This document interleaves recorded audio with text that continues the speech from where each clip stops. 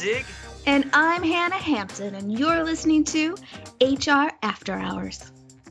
Well, hello and welcome to HR After Hours podcast, the only HR podcast to tragically lose 6 drummers in our first 3 years. Hannah Hampton, my sister from another mister. How are you today? I'm great. Your little kickoffs, or I don't know what they're called.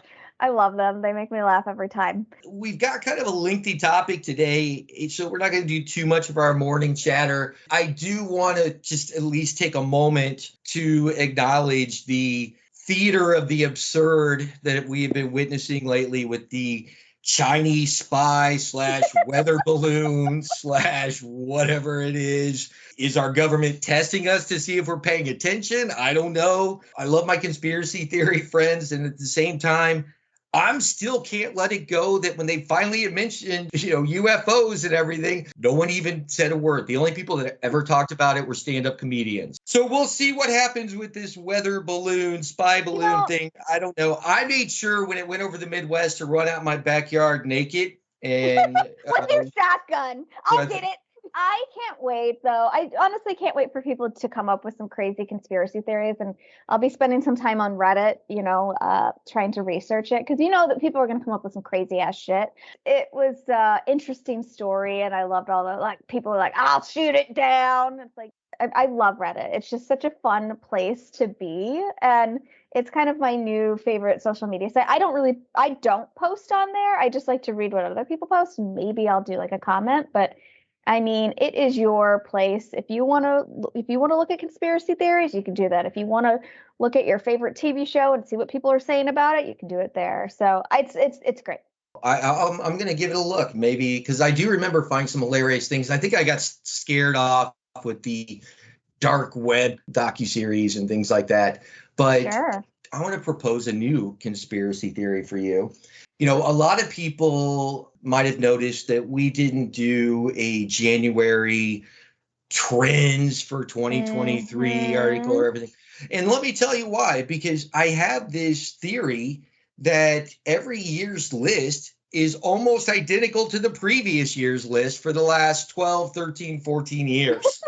So, I mean, every once in a while, a new topic or an updated topic about AI gets thrown into the mix. I'm going to put the links into the articles we cite, but I'm not going to mention who they are because we're kind of going to bash on the list. And these are both groups that I respect other things they've done. And I think it is kind of the obligatory thing to do in January or at the end of December is what worked in 2022, what's 2023 hold for us. And honestly, I think I'm part of those individuals that are still in kind of a little post-pandemic haze because my times and years are all starting to melt together again. It's wild. I agree with you. It's just really it's just hard to wrap your head around. I'm like, it's 2023 now. So here we are, I guess, really going into 2020, 2021, 22, like the 4th year of this pandemic, which according to the government, they're officially ending it. It's officially over in May. But it's just wild how I feel like sometimes March 2020 was yesterday, and sometimes it feels like it was a lifetime ago. So time has been I feel like the pandemic really fucked up time. Absolutely. And again, I said this last year, and so far, this is the case for 2023. I currently know more people with COVID than I did in 2020. Oh, totally. Than 2021. And now I have had clients and peers and coworkers out bad with COVID again, not the little wimpy version we heard about for a while, but I've had some people I actually directly know who couldn't talk for 3 days. I'm going to go with this May projection that it's officially over. We're still very hyper vigilant and aware. Now, I do have to admit, and then we got to jump into this topic, but I did drop an Atkins cookie on my floorboard while driving the other day, and I picked that fucker up and wiped it off and ate it, which I would not have done last year.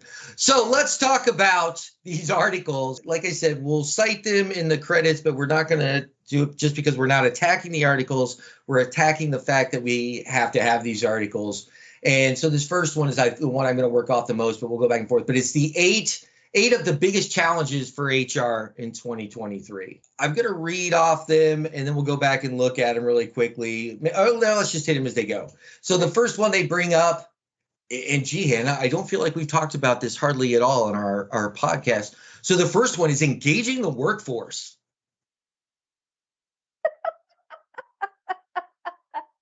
I mean, that is not new at all. And again, I get it. Like, this is all about like challenges, but not a new challenge. Like, this is, as long as I've been in the workforce, there's been talk about employee engagement and engaging people in the workforce. To give them a little credit, they do start it with employee engagement has been an ongoing matter of concern for HR professionals for decades. Okay, there you go.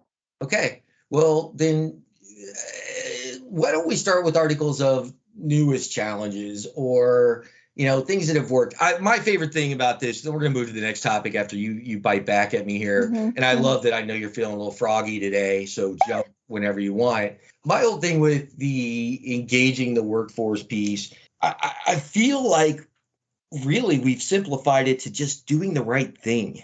Yeah. Right? Right. Doing the right thing for your people. You do have to determine what's important and managing to the individual, which I say a lot. All I can think about when I think of this topic is about 5 or 6 years ago, there was this trend in HR to create the role for an HR manager to be titled the HR manager of retention and engagement. Mm-hmm. And then people are like, oh my God, a company that's listening. And they get on board with this company. And then it was just another HR role. They didn't really get to focus on that or do anything with it. I mean, it's all marketing, right? Like that's these articles, it's all about getting content out there, and it's recycling things. And it's just honestly remarketing, retitling to make things sound different, better, fun. I think about not even just HR, because of course, like we used to be personnel, right? Remember back in the day, it was personnel, then it became human resources, then it became people operations, then it became HR business partners, whatever. But the same thing in other departments. You think about like customer service, it's customer success, customer whatever it might be. Like it's just honestly renaming something to make it sound better, faster, stronger when it in the fabric of itself, it hasn't changed.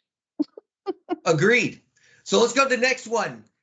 This is a topic that near and dear my heart. I think about a year and a half ago, you made me stop talking about it for a while. We'll talk about it soon. We'll have an extended episode, attracting talent to the enterprise. Oh, gee, recruiting's important. Again, it is what but it is marketing. It's rewording. It's doing different things. And there's so many levels to this, but let's get down to the reason we still discuss this. The reason we still discuss this is we don't have enough buy-in still.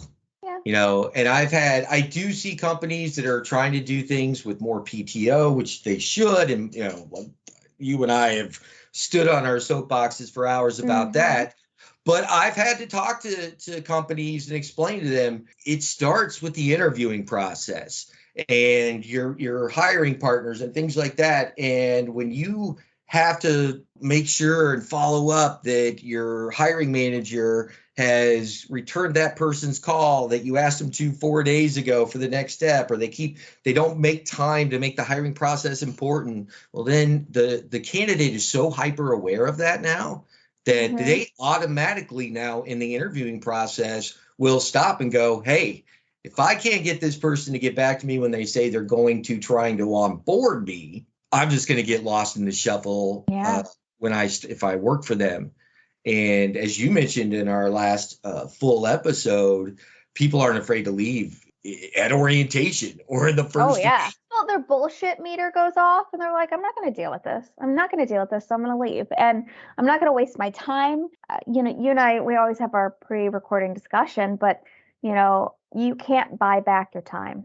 No matter how much money you make, no matter how many assets you have, you cannot buy back time. Period. The next one, managing relationships. Well, you got to build them. You got to establish them. If you're not going to establish relationships and get to know your team members as individuals and what motivates them, you're not going to build a relationship. And now it's reciprocal, right? So they're not willing to invest their time in you if they don't feel that you're willing to invest your time in them.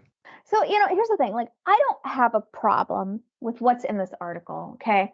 It's the fact that it's titled, like, let's just remove years and be like, these are still important to HR, whatever. I don't know, something just got me with this article where I'm just like, why? I feel like I read the same article at 15 different places every year in January. And I feel like I get it. Like, you got to get content out there. Content is king when it comes to your website, drawing people to your website, getting people to stay at your website. But it's just, the best way to do an article like this in the future would be on each topic to just copy and paste the first time you printed about it. And provide updates or something. Yeah, but just say, we first mentioned this in 2003.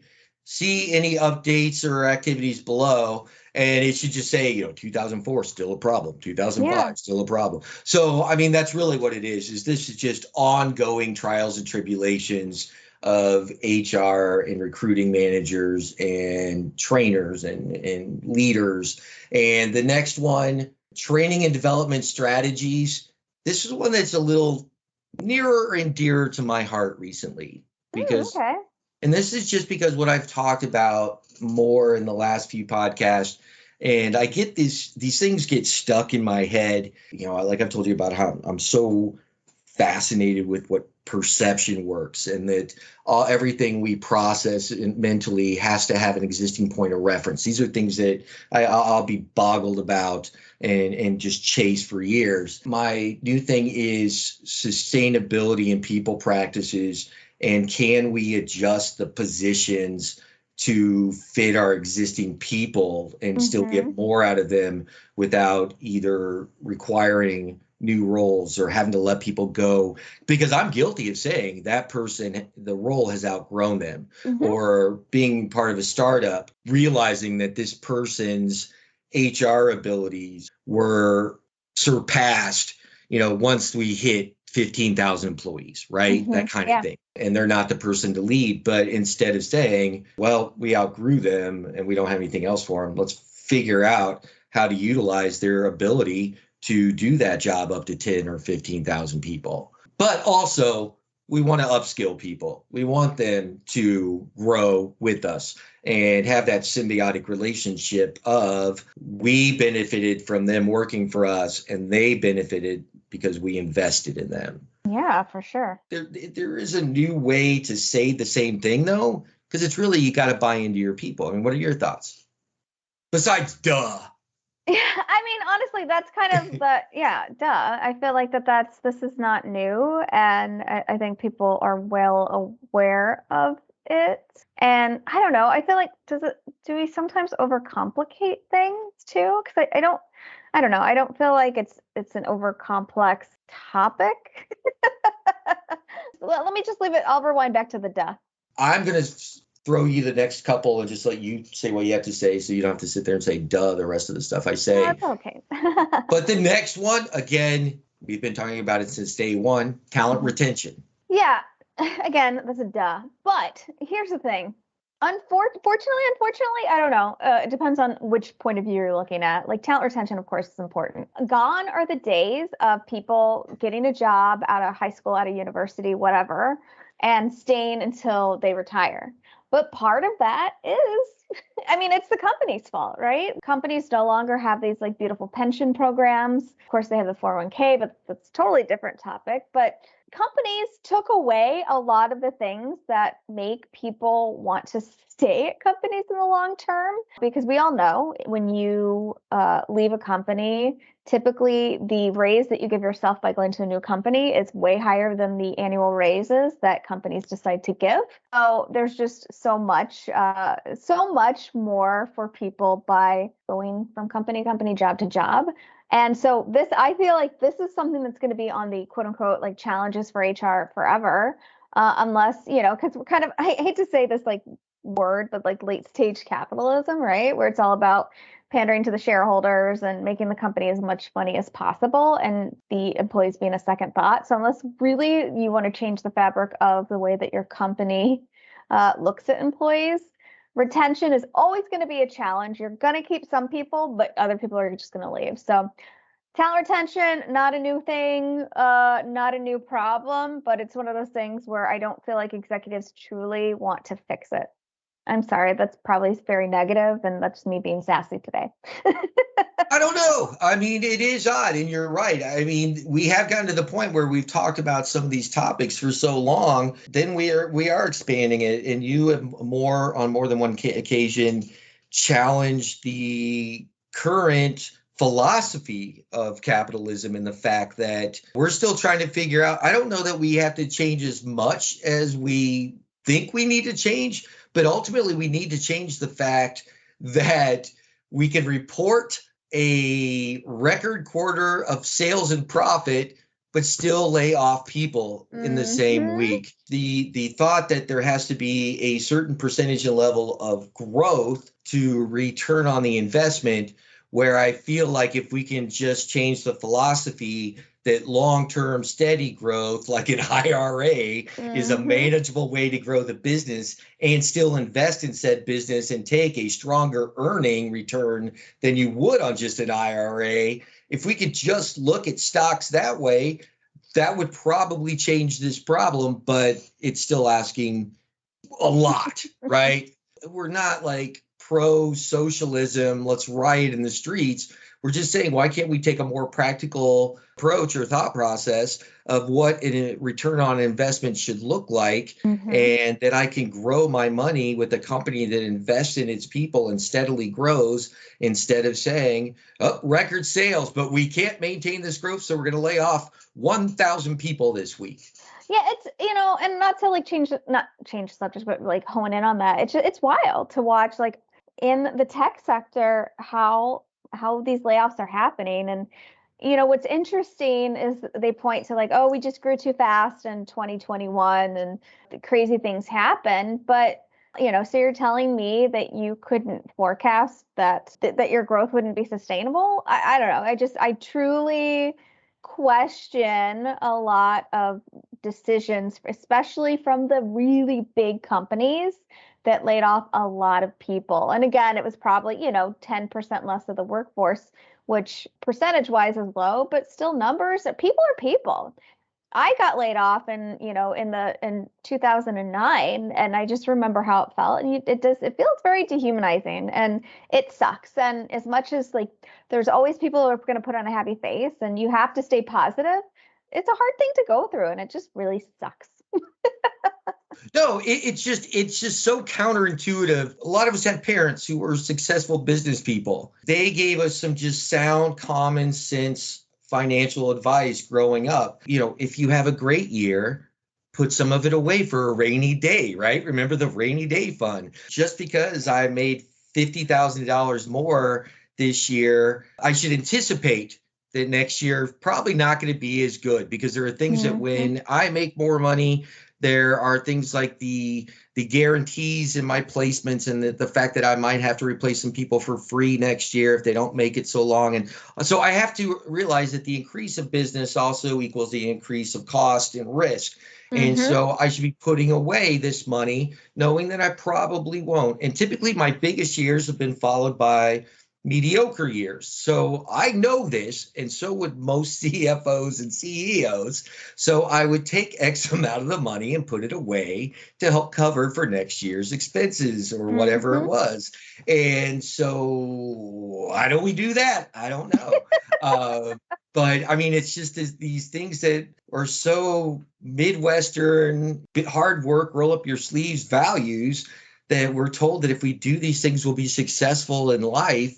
And then to see these companies have these huge years and oh, we're going to have to hire more people because we grew so much, and just to maintain the demand, and knowing that demand's not going to be the same in a short period of time. But instead it's grow, and then cap out. And it's part of it is these leaders want to be known for the one that led the company to its highest point for their own marketability later, because, a lot of CEOs don't have those long-term careers, but they do get those beautiful golden parachutes. This last topic, I think it's a good topic, even though it is, yes, it's an ongoing issue, and it has been my entire career in HR and recruiting. But the last one is, diversity in the workplace. Sure. Yeah. And, I do think there is a better awareness of the need for this. I think more people understand it now. A lot of people push against it, though. Just like anything, you have more opinions positive on something, you're going to have more pushback. People are now willing to look at it in a much broader scale than just what they see in their offices. What are your thoughts? No, and I think, again, this is definitely still a challenge. There's still a ton of systemic issues out there, systemic racism and all of those things. And it's hard for me. I am not an expert on this, and nor do I want to come across as one. So I do feel like what's nice is you're seeing more and more of this out there. I see more and more positions, but this could be a whole controversial topic, but talking about who's accepting those positions and if they're the right people to be leading DEI initiatives. But yes, I think that's one. I honestly, I feel like probably 15 to 20 years ago, if you said DEI, people wouldn't know what you were talking about, or, it would be something that just wasn't at the forefront of people's minds in the corporate world. And maybe that's a dumb thing to say, but I feel like in general, it's not something that was brought up as a topic, an important topic that needed to be addressed. And I feel like now, it's not just for really big companies to have different groups and whatnot. It is something that every company, regardless of the size, should be thinking about. If it's not in your hiring practices, it's how you give back. It's how you help ensure that there's appropriate policies in place to make sure that you're setting up a more fair workplace. Absolutely. They mention, you have to embrace inevitable change. Yes, we all know that. So I don't think we need to expand upon that one. But I do, just very briefly, the last one, because this is a big focus and kind of where we're shifting parts of our podcast to in 2023 is health and well-being. Their topic is employee health and well-being. And yes, we do need to realize that there is so much more involved in this than simply what benefits are you carrying, what health insurance, dental, vision, whatever. Companies weren't able to do anything past that for so long, other than some of your progressive, your early techs. This is something that's finally being looked at in a much grander scheme. And the companies that do it and continue to grow with it, I think, are the ones that will inevitably solve a lot of the previously mentioned issues, because this can really go into most of the topics when you really talk about your team's health and well-being, having reasonable expectations of time and face time, et cetera, but also what do you make accessible to them to help them even determine what is going to make them better. I'm going to jump in and just say, I feel a little bit like an ass because, okay, I know my whole gripe with this is none of this is new. But I do think it's still a good article on the things that are important challenges. Health and wellness are so important. And I, not to sound cheesy, but this will come across as cheesy, but it's like health is wealth, right? If you're not healthy, you can't enjoy a lot of the other things that this life has to offer. So companies really do need to make sure that they're encouraging and helping people live their most well life. And yes, there's people who get just the short end of the stick, unlucky with health issues, but whatever companies that can do to help people remove any barriers to people's health and wellness is super important. And I think that this should continue to be something that HR is thinking about, working on, and bringing to all levels of management, to the executive level. Hey, this is something that our company really needs to be focused on. So I don't know, this conversation must have softened me a little, because I'm like, okay, yes, I get it. These are still issues, but I think my biggest gripe is the fact that it's like the same article gets published 50 fucking times every January. No, absolutely. But the fact that we're able to kind of put our own spin, because a lot of what we're saying aren't necessarily in this article. One of the things that they do mention in this particular one, and this is Better Works, by the way, because there are some things they did a great job here. We're not bashing the article. We're bashing the necessity of republishing these articles in the same format over and over again. But they do mention that companies are offering better, more varied benefits, including child and elder care benefits. And the big one that you and we touch upon it, but we're very careful because you and I are not professionals when it comes to the health industry or legal and things like that. Yeah. But the big thing that we're proponents for is expanding coverage to different mental health services. That's probably the one thing that I will be a student all year, is I do want to learn as much as possible about what things are out there that I'm not even aware of, to make life easier for our people, because there's a lot. And now that more is becoming made, as part of programs that wasn't before, it's kind of nice to see that. For sure. For sure. So if we focus on these things, Hanna, making sure we can get many resources to our people and help them, so they can determine what's best for them. Ultimately, what are we doing? We're putting the human back in human resources. Well, hey, Hanna, I am real excited that we have a new sponsor. I want you to tell me a little bit and our listeners about our new sponsor, Yogi Raw Life. All right. So Yogi Raw Life is a cork yoga mat company. And the brand was started from their love of yoga and renewable resources. They said they're here to inspire healthier communities by creating superior quality cork yoga mats that are socially and environmentally conscious, functional, and fashionable. And they do have a special for HR After Hours listeners.